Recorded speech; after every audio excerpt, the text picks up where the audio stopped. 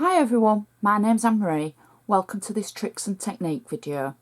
Today we're going to be looking at repeat stamping. Now this is something that I've used on my projects before, and it's something that can look really cool on a background, or you can still make it as a focal point. And there's different ways to use repeat stamping. These are just a few examples of repeat stamping. This is a pattern of a stamp. It's a square stamp, roughly 1 inch by 1 inch, and it's just repeatedly stamped in a brickwork pattern. So it's stamped one row and then off centre the following row, but they're all stamped closely together to get a repeat stamping effect.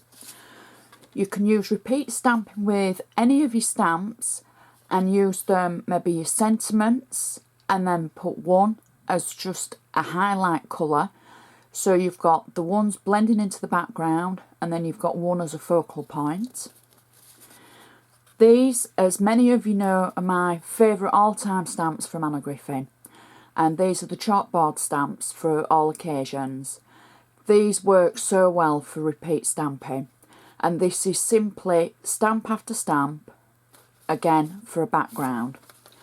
Or you can use a random pattern to repeat stamp, and then one specifically for the actual sentiment, repeating the actual stamp that you've already used for the background, but maybe use it in a different colour to highlight the sentiment.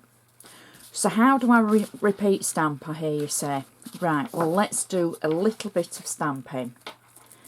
So first of all, I'm going to take a blank card, and I'm going to pick a stamp which is actually a sentiment stamp, and I'm going to pick it from my sheet, and I think I'm going to use the Congrats You Did It. Okay, so let's use this stamp. Now I'm going to start off where I'm just going to make sure that I've got no ink on it, because I'm going to start with a paler colour for my repeat stamping on this. So I'm going to use a pink colour for the background. So light gentle tapping onto your stamp, and then I'm just going to turn the card so I can reach, because I'm reaching round a camera, so I'm not looking at it head on as you would do on your desks. So now I've still got a little bit of dark on mine, but not to worry, because it's all going to blend in. So we're just going to keep going with our stamp and just stamp it repeatedly like this and keep going.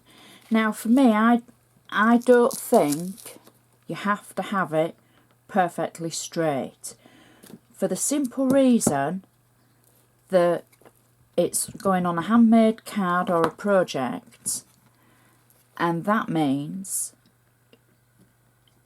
you want it to look like you've made it.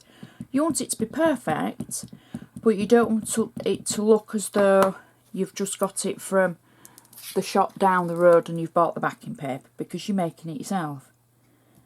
So there we go. Now I'm just going to stamp a few more, and then on the bottom row I'm going to highlight one in a different colour, and then we can see how it stands out on your repeat stamping. So we'll just do one more on this row. So take it off the edge of your paper, because then that finishes your pattern and makes it look continuous, rather than that you've just got to a point and you've stopped. Obviously, if you're doing a brickwork effect with your repeat stamping, you would take it off the edge at the beginning and stamp, and then maybe off the edge at the end as well. So next what I'm going to do is I'm just going to leave a little gap because I'm going to come back and stamp in a different colour in that section there. So I'm going to go to about here with the pink, and then one more off the edge like that. And then for that final one here, I'm going to use a black ink pad because I want it to stand out. And again, I'm just going to light tapping on, I want you to be able to see it, there we go. Light tapping onto my stamp from the ink. Make sure I've got enough ink on there. And then just in that little gap, I'm going to add my stamp.